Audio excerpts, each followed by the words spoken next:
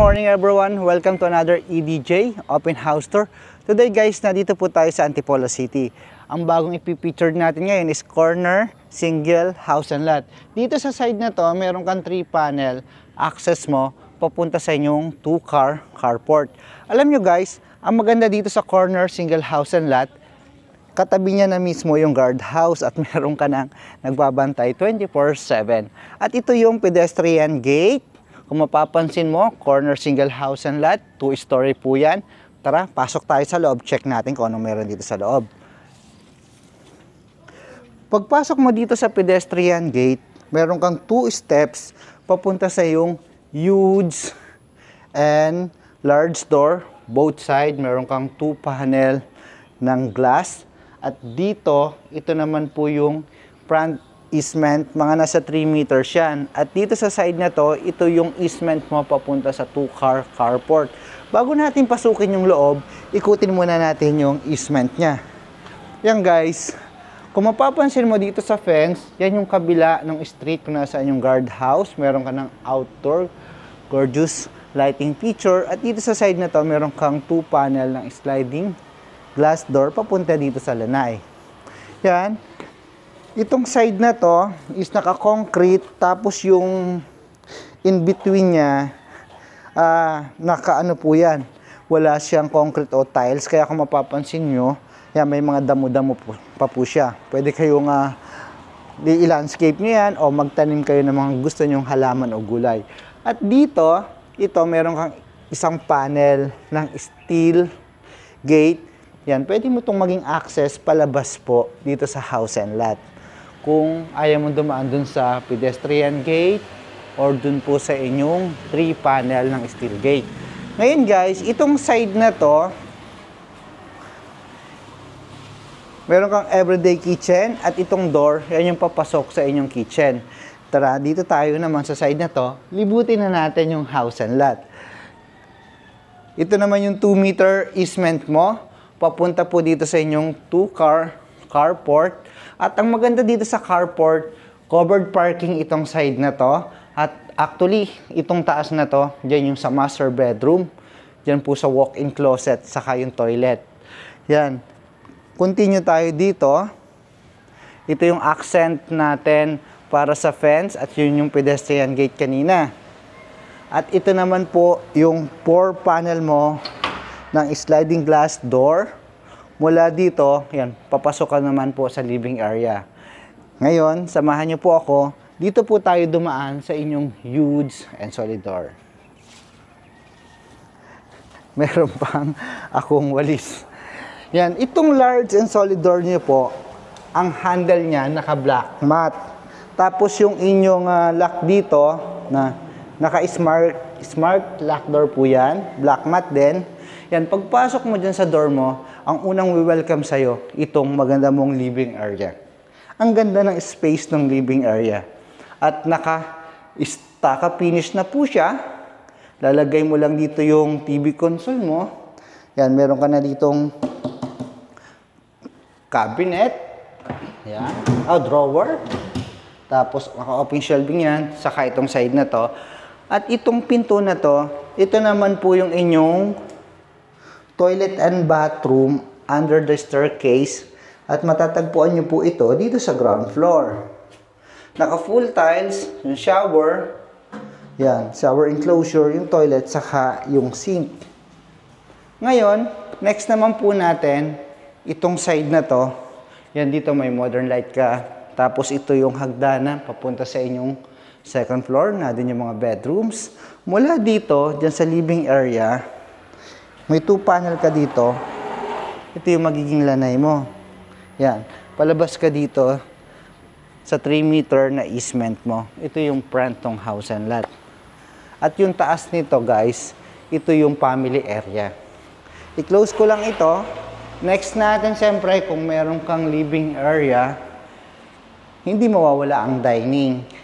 Dito sa dining mo, pwede ka maglagay ng round or rectangular table. Is good for 6 or 8. May modern light ka na dyan.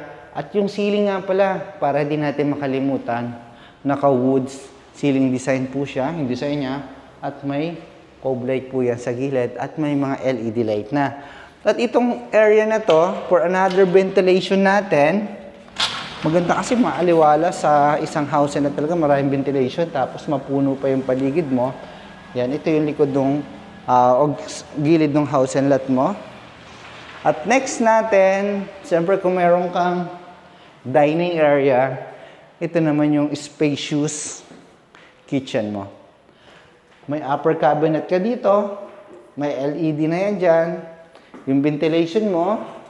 Yan, itong side na to, ito yung likod ng house and lot. Tapos naka-double sink. Tingnan nga natin. Malinis. Malinis siya. Linis nung ilalim ng cabinet. Tapos dito, meron ka ditong 3-panel ng cooktop, range hood. Yan, may mga corner shelf kasi dito sa area na to. At yung countertop na ginamit dito guys, naka white and gray. Solid surface po siya. At ito, mayroon kang 2-panel ng pendant light. At itong door na to, siyempre, wag nating kalimutan, ito yung papunta dito sa inyong everyday kitchen. Yan guys, ito yung everyday kitchen nyo. At ito yung side na to, papunta sa inyong carport. Ang ganda ng space nitong corner house and lot dito sa Antipolo City. Yan guys, kung naghahanap ka ng ganito kagandang house and lot dito sa Antipolo City, at kung matatanong mo, gaano ba ito kalayo sa Robinsons Mall, yung subdivisions nito, papunta doon.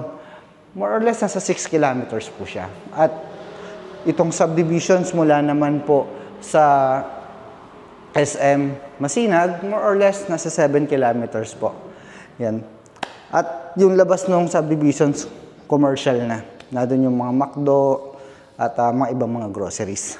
Yan guys, ito yung steps going up to second floor. Pero wag nating kalimutan, bago pala tayo umakyat sa second floor specs of this home. Ang lot area po nito is 176 square meter. At ang floor area po nito is 190 square meter. Meron po siyang 3 big bedrooms, 3 toilet and bathroom, and 2 carport. At yun guys, corner po siya. Yan, ito yung steps papunta sa second floor. Ang ginamit nilang wood dito or yung ginamit nila sa riser mo o sa steps mo is naka-solid wood po siya. At ito namang handle mo, naka-stainless at tempered naman po itong panel. Welcome po dito sa second floor ng house and lot. Ito yung inyong family area. Yan, may mga outlet ka dyan. At naka-accent wall ka dito, WPC. At maganda dito guys, ito. Sliding glass window. Yan, kita mo yung mounting dito sa side na to. At yung mga corner glass. Pag dungaw mo, yan, kita mo yung lanay, pedestrian. At yung open space mo sa baba. Dito, ito yung master bedroom. At ang maganda dito, may mga modern light. Tapos dito sa side na to, yan, meron kang chandelier. At mapapansin nyo, may mga fixed window and awning window ka kung bakit maliwanag sa baba at dito sa second floor. Bago natin puntahan yung master bedroom, unang tingnan natin yung first bedroom dito. Dito sa first bedroom, yan, both side meron kang window, high ceiling, mayroon kang mga LED light, at dito naman, ito yung cabinet mo. Next natin is yung bedroom 2. Sa bedroom 2, halos di siya nagkakalayo ng materyales na ginamit.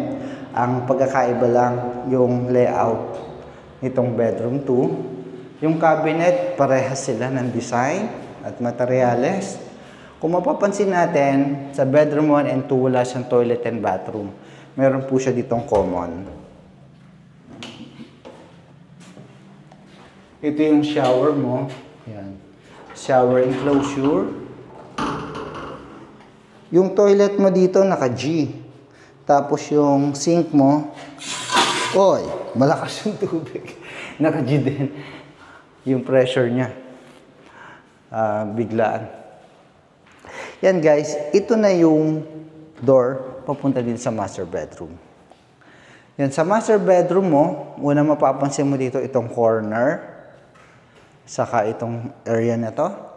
At dyan, ito yung magiging TV console mo dito sa side na to. Kasi nadyan yung outlet para do sa king size of bed. May another ventilation ka dito. At dito, yung toilet and bathroom. Pero bago natin puntahan, dito muna tayo sa walk-in closet. Pahaba yung walk-in closet niya. Dito sa side na to, glass. Yan. Yan. Glass din dito. Tapos yan, mga drawer. Open nga ako. So close naman po siya. Yan. Makeup area or study area, no? Ano? Itong side na to. Yan. Next natin, toilet and bathroom. Sa toilet and bathroom, maganda yung size niya. Maano siya, maluwag. Tapos, yung shower niya sakto. Yung taas. Tapos yung shower enclosure. Naka full tiles. Yan. Glossy yung ginamit dito. Tapos ito rustic tiles para at least hindi nakakadulas. At ito yung sink mo. Yan guys, nakita na natin yung exterior and interior sa ground floor at dito sa second floor nitong house and lot. Corner house and lot dito po sa Antipolo City. Yan, kung gusto niyo po ito makita ng personal, pwede niyo po akong tawagan o text sa number to para makapag-schedule po tayo ng site viewing o site tripping. And please don't forget to like, subscribe, and hit the bell button for notification para lagi po kayong updated sa mga bagong pinipicture na property dito po sa Rizal area and Metro Manila. Thank you and God bless. See you sa susunod ko pong video.